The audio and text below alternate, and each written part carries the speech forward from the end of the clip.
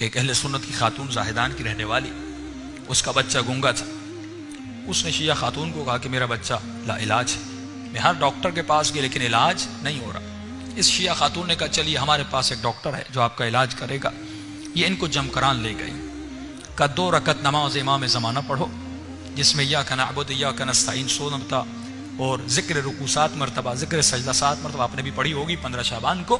فرمایا 2 رکعت نماز پڑھو، اس کے بعد سجدے میں جاؤ اور 100 مرتبہ ذکر صلوات کرو.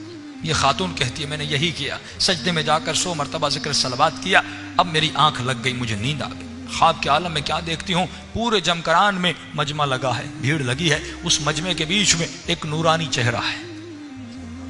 میں سمجھ گئی یہ وہی ہے جو میرا مسئلہ حل کرے گا، یہ وہی ہے جو میری مشکل کو حل کرے گا. لیکن میں بات کرنا چاہتی تھی، جیسے میری زبان پر تالے لگ گئے. میں بات کرنا چاہتی تھی لیکن پورا وجود میرا کانپ رہا تھا. کیسے بات کروں؟ ایک عجیب ہیبت میرے وجود پہ طاری ہو گئی. ایک مرتبہ اس شخص نے مڑ کر دیکھا کہ چہرہ چاند کی طرح چمک رہا تھا. انہوں نے کہا خاتون اپنے بیٹے کی شفا کے لیے آئی ہو؟ میں نے کہا مولا شفا کے لیے آئی ہوں. کہ تم نے نماز پڑھی؟ میں نے کہا مولا نماز پڑھی. کہ دوبارہ نماز پڑھو.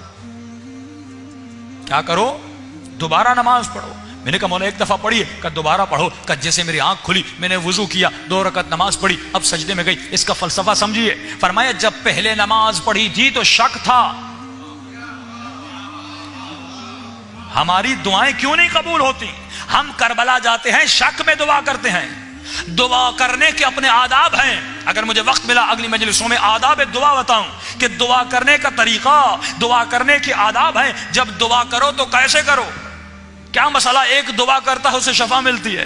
ہم سال ہاں سال جاتے ہیں دعائیں کرتے ہیں، ہماری دعائیں قبول نہیں ہوتی. دعا کا ایک ادب ہے، دعا کا ایک طریقہ ہے. ہم دعا کرتے ہیں شک میں ہے، مولا دیں یا نہ دیں، 50-50 زبانی دعا کرتے ہیں. لیکن امام فرماتے ہیں ایسے مانگو جیسے فقیر خیرات مانگتا ہے. کچھ ایسے فقیر ہیں دروازے سے واپس نہیں جاتے جب تک آپ ان کو خیرات نہ دیں. فرمایا ایسے فقیر بن. اتنا کھڑکا اتنا کھڑکا. امام نے فرمایا جو دروازہ کھٹکھٹاتا ہے پہلے یہ بتا اس گھر کے اندر کوئی ہے کہ نہیں. جو دروازہ کھٹکھٹاتے ہو یہ تو بتا اس گھر کے کوئی اندر ہے کہ نہیں. کہ مولا یقین ہے خدا سن رہا ہے، آپ سن رہے ہیں، گھر کے اندر کوئی ہے. تو امام نے فرمایا پھر اتنا کھٹکا جب تک وہ دروازہ کھول نہیں لیتا. جب گھر کے کوئی اندر ہے تو یقیناً دیر یا سویر تمہارے دروازہ کھولے گا. امام فرماتا ایسے مانگ، یقین کر کے مانگ. اسی لیے میں زور دیتا ہوں آپ پر کہ عزیزان محترم اپنی روحانیت کو اتنا بڑھائیے کہ اہل بیت کی کم از کم زندگی میں 1 مرتبہ زیارت ہو جائے. جب زیارت اہل بیت ہو جائے گی اس کا مطلب آپ کو یقین پیدا ہو جائے گا.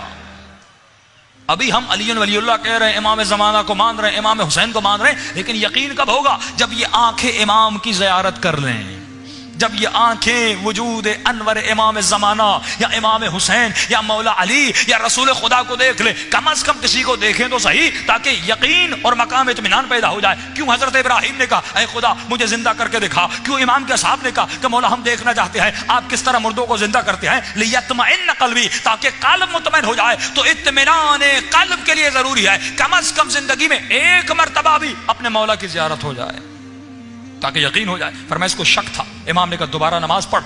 کیونکہ اب جب دوبارہ پڑھا اس نے خواب میں دیکھ لیا کہ کوئی ہے سننے والا، کوئی ہے مجھ سے باتیں کرنے والا، کوئی ہے میرے درد اور تکلیف اور مصیبتوں کو سننے والا جس کے ساتھ میں اپنی مصیبت بانٹوں. 1 مرتبہ نیند سے اٹھی، وضو کیا، جب دوبارہ نماز پڑھی. اب یہ خاتون کہتی ہے اب جب میں سجدے میں گئی میں نے 100 مرتبہ صلوات پڑھی، بس آخری صلوات کے قریب تھی. 1 مرتبہ میرے بچے نے مجھے اٹھایا، اماں اٹھیے مجھے پیاس لگی ہے، مجھے بھوک لگی ہے.